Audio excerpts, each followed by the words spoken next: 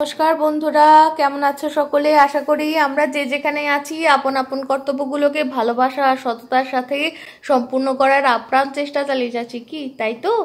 আর আমরা আমাদের এই যে সাধনা, এই সাধনায় মা বাবার আশীর্বাদে, গুরুদেবের কৃপায় আর পরমেশ্বরের ইচ্ছা অনুসারেই এই ভালোবাসা আর সততা দিয়েই কর্তব্য পূরণ করার চেষ্টা এই যে চালাচ্ছি, এই যে সাধনা, এই সাধনায় আমরা সফল হব।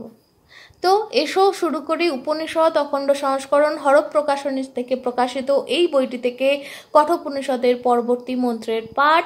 এই বইয়ের অনুবাদ এবং সম্পাদনা করেছেন অতুল চন্দ্র সেন, সীতানাথ তত্ত্বভূষণ আর মহেশচন্দ্র ঘোষ মহাশয়ের মতো বিদ্বজ্জনেরা। তো এসো শুরু করি আমরা শান্তিপাঠ দিয়ে।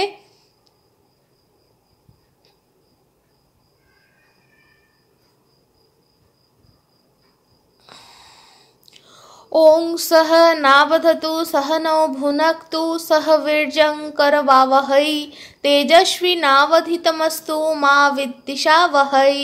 ओम शांति शांति शांति।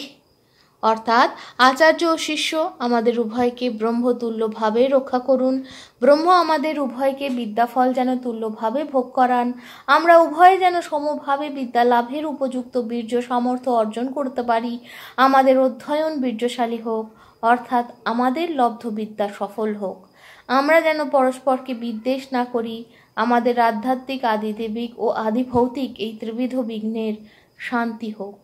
ওম শান্তি ওম শান্তি ওম শান্তি।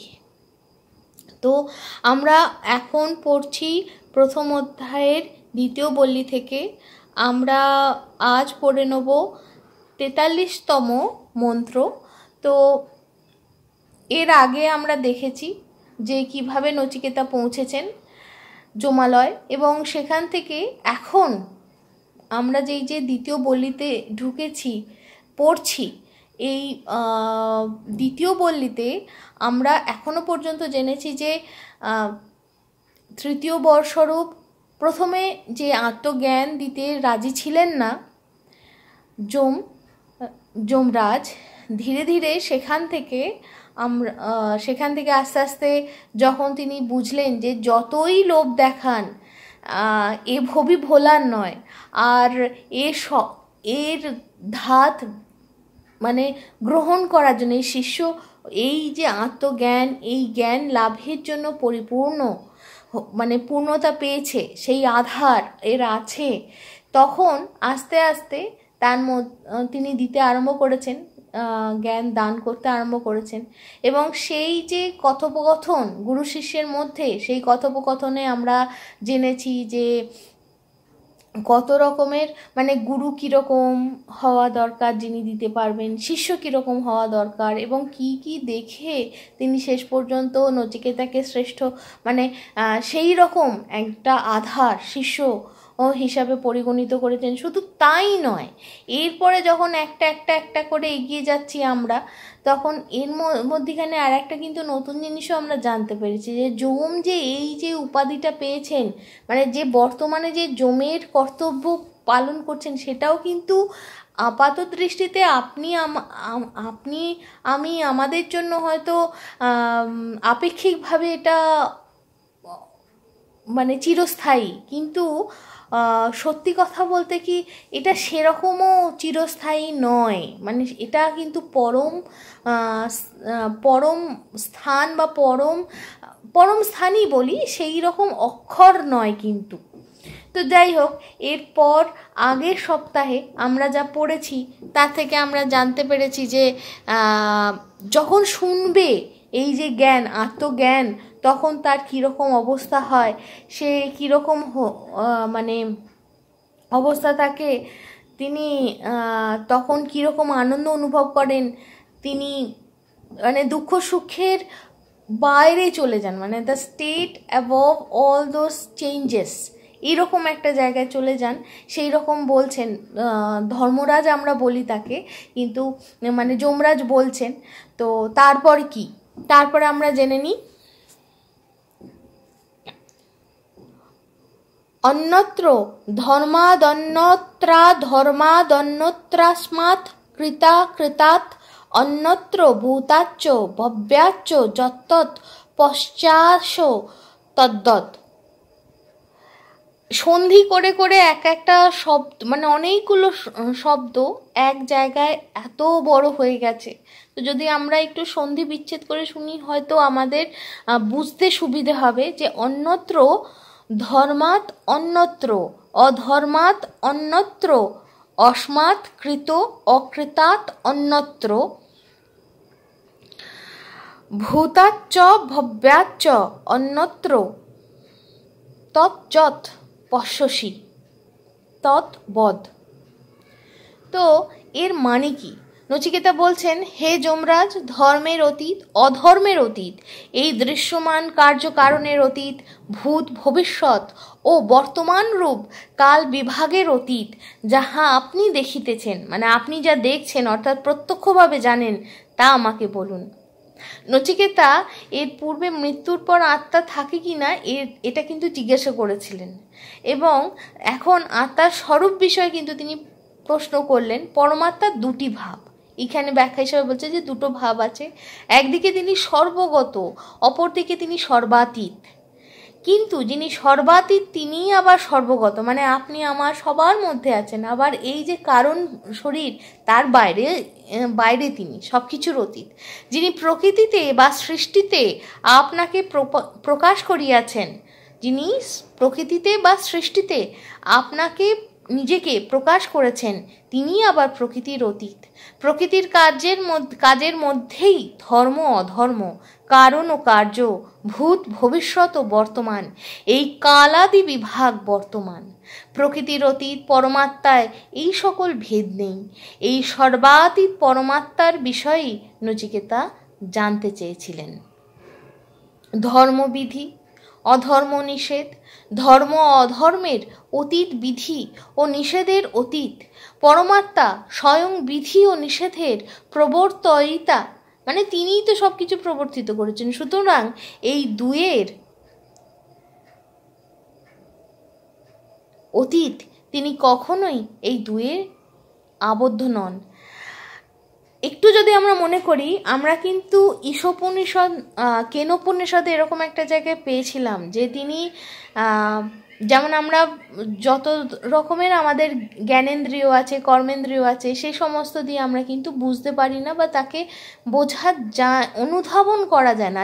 যারা অনুধাবন করে তারা কিন্তু বলতে পারে না। এই যে এক্সিস্টেন্সটা, এই যে অস্তিত্ব, এই অস্তিত্ব কিন্তু আমাদের স্থূল ইন্দ্রিয় দ্বারা কিন্তু গ্রাহ্য নয়, স্থূল বা সূক্ষ্ম ইন্দ্রিয় দ্বারা কিন্তু গ্রাহ্য নয়। ঠিক তেমনি আর একটা জায়গায় বলা হয়েছিল, আমরা যদি একটু মনে করি যে বিদ্যা দু প্রকারের, একটা অবিদ্যা আর একটা কি বলবো, হ্যাঁ, একটা হচ্ছে এমন বিদ্যা যা আমাদেরকে, এটা আমরা চণ্ডীপাঠেও দেখি যে বলা হচ্ছে যে একটা আমাদের সকাম কর্মতে নিয়োজিত করে, আর একটা আমাদের নিষ্কাম কর্মে নিয়োজিত করে। বেদ উপনিষদ এগুলো নিষ্কাম কর্মে নিয়োজিত করে। তো তাই জন্য তা সেই রকমই কিন্তু তারপরেও মানে দুটোই কিন্তু বিদ্যা আর অবিদ্যা, মায়া তো সমস্ত কিছুই কিন্তু তিনি, আবার কোনো কিছুই তিনি নয়। আমরা যদি একটু খেয়াল করে দেখি, এটা কিন্তু আছে, এটা আমরা কিন্তু এর আগে পড়েছি যে কোন কাজটা করা উচিত, কোন ধর্ম পালন করা উচিত, বা কোন বিদ্যা আমরা অনুসরণ করলে কিভাবে আমরা এগোতে পারি। তো বলা হচ্ছে যে অবিদ্যা অপেক্ষা, মানে অবিদ্যা বা বিদ্যা আর অবিদ্যা, এই দুটোর মধ্যে কোনোটাই কিন্তু দুটোই কিন্তু আমাদের কর্মে লিপ্ত করে। কিন্তু অবিদ্যার চেয়ে বিদ্যাকে অবলম্বন করা ভালো, অপেক্ষাকৃত ভালো। সেই জন্যই বলছে যে দুয়েই আবদ্ধ নয়। দুয়ে আবদ্ধ নয় বলতে তিনি সাকার এবং নিরাকার, এই দুটোই তিনি, আবার এই দুটোর কোনোটাই তিনি নন। যে আমরা একটু মনে করি, আমরা কিন্তু পড়েছি যে যেখানে বলা হচ্ছে যে সাকার এবং নিরাকার দুটোই ব্রহ্ম, কিন্তু যে সাকার এবং নিরাকারকে পৃথকভাবে জানে সে কিন্তু ঠিক জানছে না, তাই না? তো তাই জন্য বলছে তিনি দুয়ে আবদ্ধ নন, কার্য ও কারণের অতীত, জগতের সমুদায় বিষয় কার্য ও কারণের শৃঙ্খলে আবদ্ধ। যিনি কারণের কারণ তিনিই কেবল এই শৃঙ্খলের অতীত, যা অতীত, ভবিষ্যৎ ও বর্তমানের অতীত, পরাত্মা, কালের প্রবর্তক, সুতরাং তিনি কালাতীত, বেদান্ত সমন্বয় উপাধ্যায়। তাহলে এখানে নচিকেতা জিজ্ঞাসা করছেন যে তিনি কে, তার সম্বন্ধে বলুন, যে এই সমস্ত মানে এটা এত সুন্দর না এই শ্লোকটা, মানে আমি নিজে কথা বলতে গিয়ে আটকে যাচ্ছি বারবার, কারণ কোথাও না কোথাও এই যে concept of speech and time তার বাইরে এটা।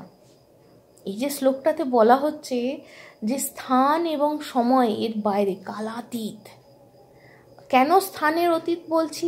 কারণ যার অস্তিত্ব আছে কোনো একটা ত্রিমাত্রিক বলুন বা কোনো একটা মাত্রিক মানে কোনো একটা ডাইমেনশনাল এক্সিস্টেন্স, সের জন্য আমাদের স্পেসের দরকার হয়। উই রিকোয়ার সাম স্পেস, একটা শূন্য স্থান, বোম দরকার হয়, তাই তো? পঞ্চ মহাভূতের মধ্যে একটা হচ্ছে বোম, হ্যাঁ না? ক্ষিতি তপ অপ মরুদ বোম, তাই তো? হ্যাঁ। তো এই যে স্পেস আর এই যে কাল, টাইম অ্যান্ড স্পেস, এই দুটোর বাউন্ডারির বাইরে। তাই জন্য এখন যারা বলবো না, এইরকম যারা জানেন যে স্পেসকে বেন্ড করতে করতে 3 ডাইমেনশনের চেয়েও বড় জায়গায় যখন চলে যায়, আস্তে আস্তে স্পেসগুলো ছোট হতে থাকে এবং এই হায়ার ডাইমেনশনে মাত্রা যত বাড়তে থাকে তত আস্তে আস্তে কিন্তু যে জীব, আপনি আমি, আমাদের কিন্তু ক্যাপাসিটি, আমাদের অনেক রকমের ক্ষমতা বাড়তে থাকে। হ্যাঁ, এবং সর্বোচ্চ যে মাত্রা, সেই মাত্রা তার চেয়ে নিম্ন মাত্রার চেয়ে বেশি তার ক্যাপাসিটি থাকবে। তাই জন্য এখানে বলছে না যে কালের অতীত, যে কাল শুরু করেছে সে তো কালের অতীত, না হলে সে কালকে শুরু করবে কি করে? তো এই জন্য এই শ্লোকটা খুব সুন্দর, কিন্তু মানে আমার ক্ষুদ্র বুদ্ধিতে তাই মনে হলো যে তিনি আত্মার স্বরূপ, তিনি বুঝতে পারছেন এখনো, কিন্তু জানছেন না। তাই জন্য তিনি গুরুদেবকে বলছেন এবার আপনি বলুন। তাহলে এই অবধি, আবার পরবর্তী সময়ে শোনা হবে, একসাথে দেখা হবে, জানা হবে। সকলে ভালো থাকবেন। শুভায় ভবতু।